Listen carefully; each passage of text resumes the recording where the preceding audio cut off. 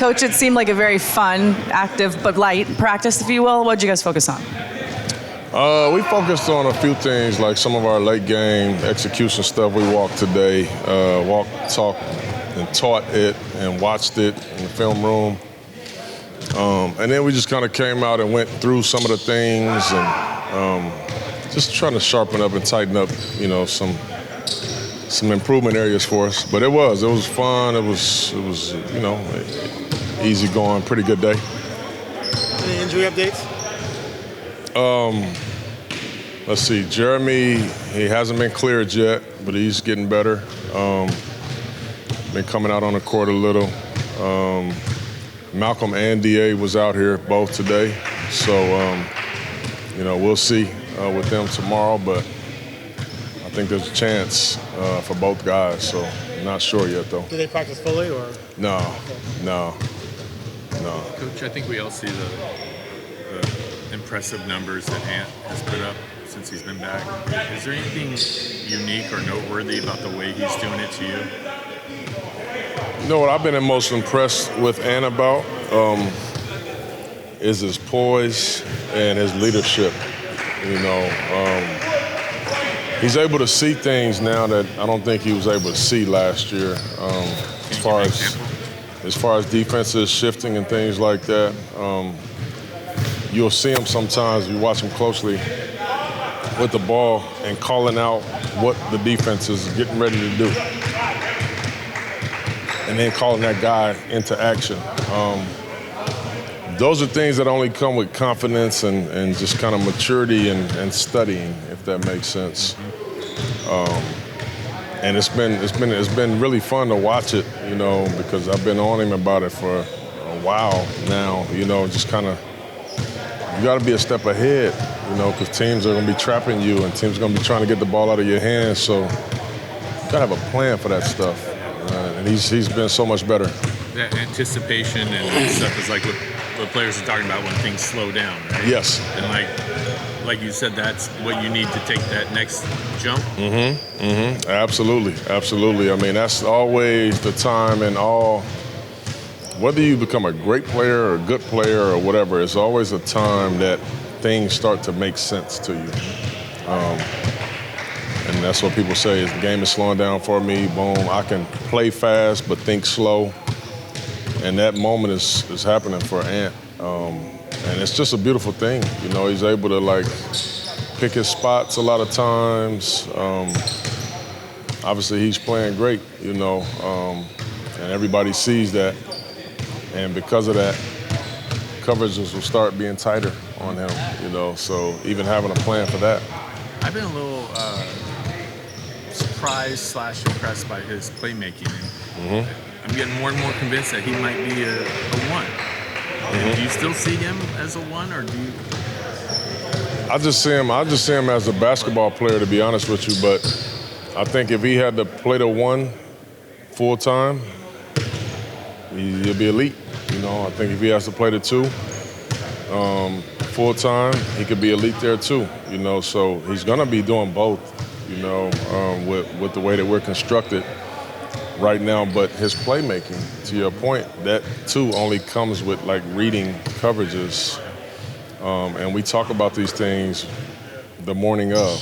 All right, we know that they in a down coverage on the side, and up top they're gonna push you left. And all right, what we looking for tonight? All right, we gotta cut the nail. We gotta we talk about these things far before the game starts. But you still got to do it, and he's actually doing it. I've heard you compliment his defense since he's been back. Can you give a scene or a little snapshot of when you were impressed by his defense? Well, I had a couple clips on our edit today with his defense. The Clippers attacked him, and they put him in this play that I know that they try to attack defenders. And they had Kawhi, and he never gave ground. I mean, he's fighting. His toughness. He's just not giving in to anything. He's pressuring the ball. And then there was sometimes we had him on Terrence Mann. Now he's like a rover. And he's able to go and help people and direct and talk to people. And he was like a free safety back there, and he was just helping everybody. And we, because of his intelligence defensively in the game, we were able to have the guy that we wanted them to shoot the three to shoot it. And it was really all because of Ant.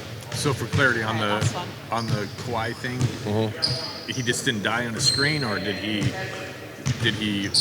No, he didn't die. He didn't. Not only did he not die on the screen, he jumped out and jump switched it with physicality, if that makes sense. And then they still ISO'd him, and he just kept playing with physicality and fighting and scrapping the whole time, which is progress. Yeah. You know, it's progress. And I just see him taking that end of the floor so personal, man. And I just love it. I really do. I love it. How are you eyeing these next 9 games? Got 8 out of 9 at home, some losing teams. You guys got a chance to pick up a bunch of wins. Man, I'm eyeing the next game. There's no sense that we could pick up a bunch of wins and maybe get back into the bro, kind of race? we're not good enough for that. All right, that's you know what I'm saying? We're not good enough for that, bro. Like, we have to win a game.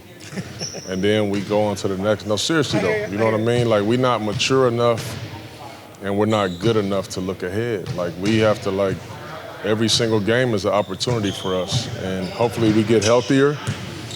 And it's going to be amazing to be at home. It's actually going to be weird to be at home playing a lot of games. But we've played much better on the road. And so those are things that I'm thinking about is we got to bring our game to the house. And if we do, and we play a little more focused, then maybe we can have an opportunity. But we can't do that. We're not good enough for that, bro. Okay. I wish we were, but not yet. Has it been hard to keep guys kind of on the path of, like, if you keep doing the stuff that you're telling them to do, like, eventually the results are going to be there, when, like, a lot of these games you guys have been in it against good teams and haven't been able to win in the end? It hasn't been hard at all, and that's a credit to our guys. I mean, we've lost so many games that we sit here like, man, we had that game. And then we come in and we watch it. You know, we watch the last 3 minutes of, if we could have set a screen here this time, or why are we slipping out, or, man, we fouled right here, we didn't need to. Why did we double that? Like, it's just small things that either keep you here or propel you, you know, and we haven't been able to do the small things when it counts the last 3 minutes. So, but the good thing about it, credit to these guys, is, man, we lose tough games, man, we turn the page so fast, you know.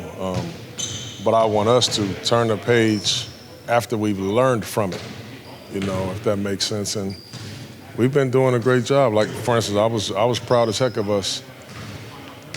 The emphasis in the Clipper game is, I thought the very first game of the year, they were so physical, they took us out of everything. So my challenge to our team was that can't happen. And we're a totally different team now, but that can't happen. And it didn't. But they still got 43 points in the first quarter. But our defense was solid, they just didn't miss a shot. And we stayed locked in on what we were supposed to do, and we give up 23 points in the second quarter, get ourselves back in it. Those things are a big deal to me, you know. It speaks to the resolve you have and the belief that our guys have.